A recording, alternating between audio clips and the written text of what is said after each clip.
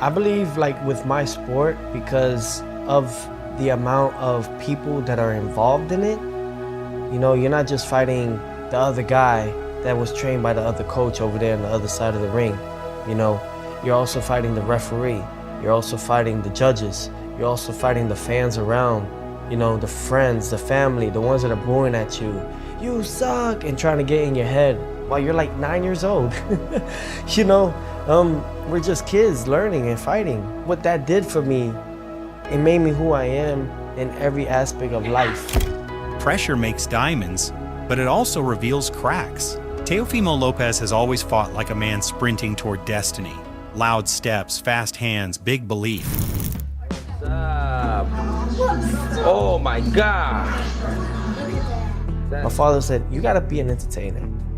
He was seeing everybody else, all the other kids. He knew I could beat every kid. However, he just wanted to add a little bit more sauce into me.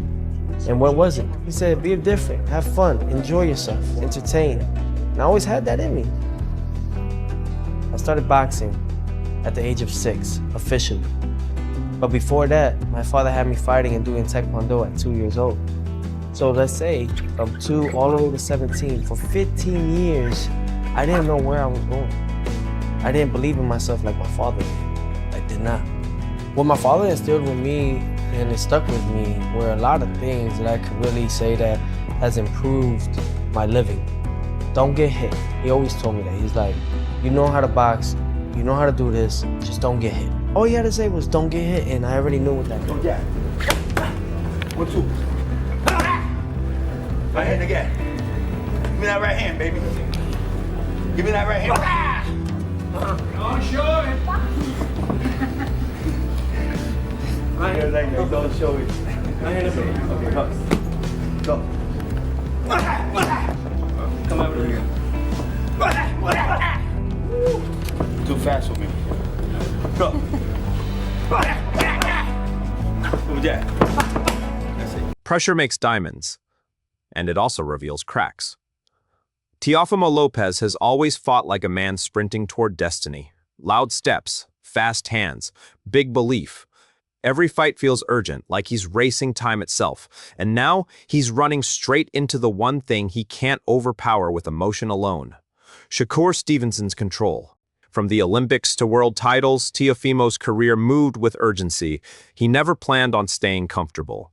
He wanted moments, statements, chaos, and this fight exists because Shakur represents the ultimate test. Not power, not hype, but discipline.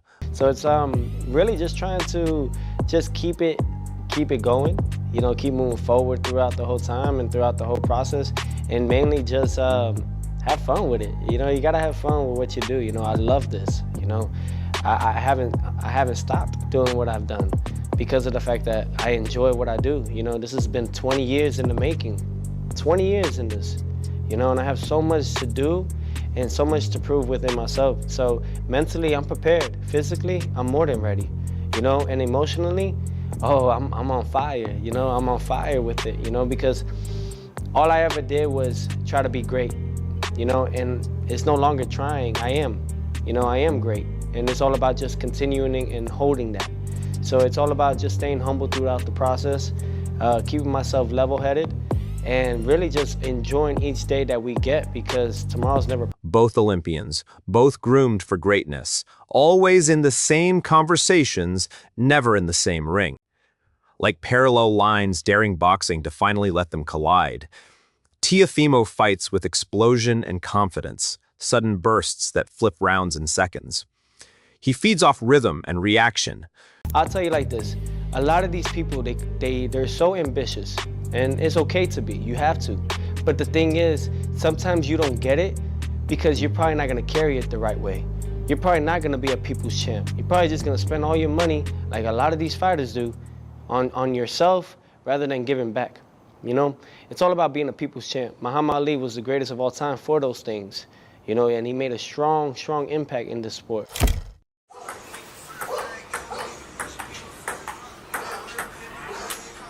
That's 2.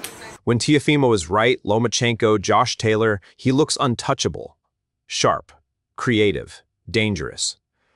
Now, training with Lopez Sr., he's focusing on discipline and smarter combinations. That's the Teofimo experience. Brilliance wrapped in risk. Talent that can win big or unravel fast. Like how he stay long and keep that angle. Yeah, he keep the angle. Keep his head off the Position, fucking man, line. just in case. Especially with somebody fast like him with timing. You can't be out of position. You got He strong as hell. He picked me up in there. It was fun though. Just to be in the ring with him, share the ring with him, test his IQ out a little bit, see some of the moves he doing, and I'm gonna go take with me when I go fight. So I appreciate Dre. You gonna run it back again? Oh yeah, for sure. For sure. Mastery isn't loud. It's consistent. Shakur Stevenson has been walking toward this fight step by step, never rushing, never drifting. He learned early that the ring rewards thinkers more than sprinters. He doesn't chase names, he attracts them.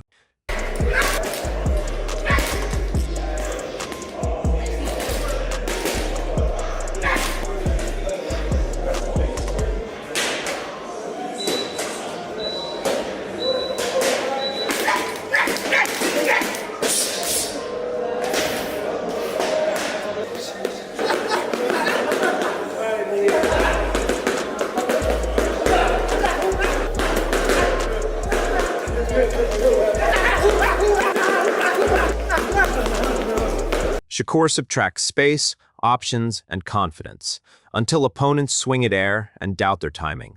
He fights for minutes, not moments, stacking rounds with clean work, sharp counters, and footwork that feels unfair. Guided by minds like Andre Ward, Floyd Mayweather, Roy Jones Jr., and Terrence Crawford, Shakur isn't just skilled, he's layered. It's looking bad today. That's how it's looking.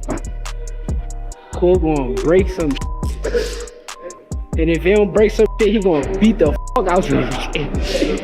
Over this. Oh, nice. Kill him in reverse. We don't care who it is. We have no friend. Shakur, if his cousin get in the ring, he gonna get this smoke. If his brother get in the ring, he gonna get this smoke. We have no friend. Strictly business. Antonio Tarver said it best. This is a chess match disguised as a brawl. If Shakur controls distance and owns the center, he wins. If Teofimo forces disciplined spurts, he changes the night.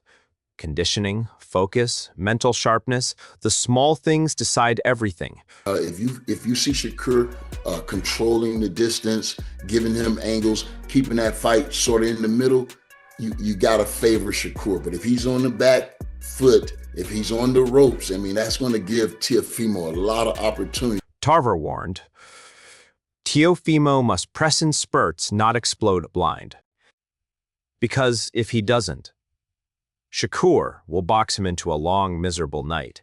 The only Teofimo that beats Shakur is the ultra-focused, violent with intent version. Put him in there with all these big names and see, can he beat one or two more guys and become the real fighter, the king around that 140, 147 division. It's a lot of action there, Mark. Wade Plemons zoomed it out. This is best versus best in their prime. No excuses, no waiting years. This is what boxing is supposed to be. Respect matters. Teofimo respects Shakur's boxing, and that's why he prepares instead of dismisses. Wade said it clearly. This is Shakur's defining moment, not just being great, proving it against someone who can punch back and think. And for Teofimo, this is about discipline surviving ambition. Control versus volatility. Shakur has the same opportunity. This is Shakur's toughest test, no doubt about it. The Williams-Zepeda fight was a tough test because of the style of fight that Zepeda brings, but Zepeda is not the boxer that Teofimo Lopez is. It's just not even close to the same category of boxing ability, technique, skill, experience, higher level. Like, it's not even close. So Shakur is going to have to answer those questions as well. If he believes, and he does, that he's the best in the world, this is how you... Redmond Edwards kept it real. Shakur gives you 25 every night. Teofimo might give you 10 or 50 and burn the building down. That's volatility. And volatility wins fights when it peaks at the right time. But Teofimo struggles chasing movers, and that's Shakur's home. traps for Teo in the fight continuously, and then eventually turn the temperature down on Teo and essentially try to starve him, right? Starve him of punches, starve him of volume, starve him of momentum and rhythm, right? Like Teo's a big time rhythm feat with his movement. Once he gets in that flow, it's a little bit tough to stop that ball rolling down the hill. If Shakur can just be an interrupter in this fight and interrupt timing, interrupt rhythm, interrupt momentum, I could see that being the way he wants to approach it and frustrating. This isn't about bullying Shakur. It's about whether Teofimo can force his world without losing discipline. Every voice keeps circling the same truth. If Shakur keeps it small and clean, he suffocates chaos. If Teofimo finds rhythm without losing structure, he flips reality in seconds. Give you a basketball analogy. Shakur Stevenson averaged about 25 points a game, right? But every game he scored about 23, 24, 27, 28. He just have a good baseline. With Teofimo averaged about 22 points a game. Some games he only have 10, but other games he got 50. Gotcha. You understand what I'm trying to say? Two Olympians, two philosophies, finally colliding while they're still sharp, still hungry, still dangerous. There's no safe outcome, only consequences. Drop your take in the comments. Shakur's control versus Teofimo's volatility. And don't forget to like, share, and subscribe.